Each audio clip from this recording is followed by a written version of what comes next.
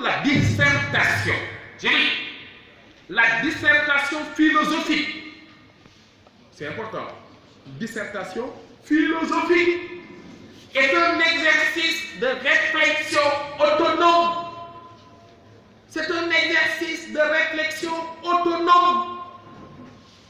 Un exercice de problématisation, de raisonnement et d'argumentation où se trouve posé, examiné et éventuellement résolu quoi? Un problème philosophique. C'est important, où se trouve posé, examiné et éventuellement résolu un problème philosophique. Première erreur à ne pas commettre. Si vous pensez qu'en philosophie, on vous pose une question et que vous répondez simplement à la question, vous n'avez pas encore commencé à philosopher.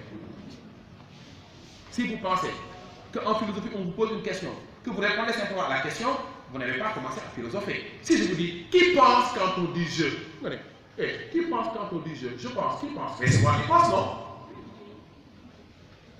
Et qui parle alors quand on dit je? Quand je dis je parle, qui parle? Mais c'est moi qui parle, non? Vous n'avez pas commencé à philosopher. En philosophie, en dissertation, on vous pose une question. Vous vous dites que la question dissimule ou pose un problème. Et que donc je dois identifier le problème qui est posé par le sujet et essayer de résoudre le problème. Autrement dit, pour dire ça simplement, en dissertation, on ne répond pas simplement à une question, on résout un problème philosophique. Et si vous arrivez le jour J à identifier le problème posé dans un sujet que vous avez choisi de traiter, moi je dis que vous avez fait un grand pas. Mais s'il vous arrive de ne pas identifier le problème posé par le sujet, c'est mal parti pour vous. Parce qu'en philosophie, on résout un problème. Mais un problème, pour le résoudre, il faut d'abord l'identifier. Voilà pourquoi je dis, et c'est dans l'identification de ce problème, qui fait toujours l'objet d'un débat, que réside la principale difficulté de la dissertation. La principale difficulté de la dissertation réside dans l'identification du problème posé. On vous donne un sujet, mais c'est à vous de découvrir le problème qui est posé et essayer de le résoudre. Et je dis, le thème de la philosophie renferme plusieurs problèmes, dont l'origine de la philosophie, c'est un problème. Retenez qu'un problème, c'est quoi? C'est ce qui fait l'objet d'un débat. Tout le monde sait que l'origine de la philosophie fait l'objet d'un débat. La nature de l'activité philosophique, nous y reviendrons. La fonction de la pensée philosophique, à quoi ça sert? Finalité de la réflexion philosophique, l'utilité de la philosophie, l'actualité de la philosophie, tout ça, c'est des problèmes susceptibles d'être posés à travers un sujet sur la réflexion philosophique, etc., etc. Amène le sujet. À chacun sa manière d'amener le sujet. Amène le sujet. Vous avez une considération, vous avez un exemple, vous avez un paradoxe, définition, amène le sujet. Si vous avez des problèmes pour amener un sujet, conseil, le jour J, vous voulez amener un sujet, vous avez des problèmes. La chose la plus simple, moi, dès le sujet, il faut retourner au sujet. Tu prends les concepts clés que tu vas définir pour aller vers le sujet. C'est ça, amener au sujet à partir d'une définition. Prends les mots-clés du sujet, définir pour aller vers le sujet. Et donc, amène le sujet. Ensuite, reproduis l'énoncé du sujet. Moi, c'est un conseil que je donne. Je veux que les élèves reproduisent l'énoncé textuellement. En ouvrant les guillemets, c'est dans ce cadre que s'inscrit la question du sujet. Deux points de les guillemets. Faut-il vivre d'abord et philosopher ensuite? Point d'interrogation, je ferme les guillemets. Ensuite, elle énonce la problématique. Une fois le problème posé, il faut énoncer la problématique. En posant par exemple les diverses questions que soulève le sujet. Là, à chacun sa manière de problématiser. Il ne peut pas bien la problématique. Mais tout le monde sait qu'on peut problématiser sous forme de questionnement. Mais comme on peut problématiser sous forme affirmative, comme nous connaissons ça, c'est dans ce cadre que s'inscrit la question du sujet. Faut-il dire d'abord et philosopher ensuite? Point d'interrogation. Néanmoins, ce sujet invite à réfléchir sur la nécessité de la philosophie dans la vie. Mais vous avez posé le problème. Ce sujet aide à réfléchir sur la nécessité de la philosophie dans la vie. La modeste, une fois que vous avez posé le problème, mais annonce le plan. Et tout le monde sait, un plan, on peut l'annoncer aussi si on veut, sous forme de question. Ensuite, développement. Un conseil. On a une santé. Parmi les compétences attendues, il est attendu du candidat ou de la candidate qu'il procède à une analyse conceptuelle des notions clés. On peut le faire dans l'introduction, l'analyse conceptuelle, c'est-à-dire dans l'introduction, tu définis les notions clés.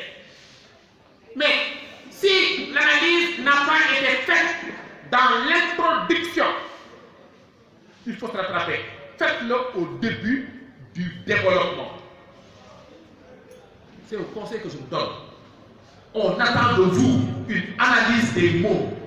Balanga toy gémmiñu sàmm da ngay xam la muy wëlis.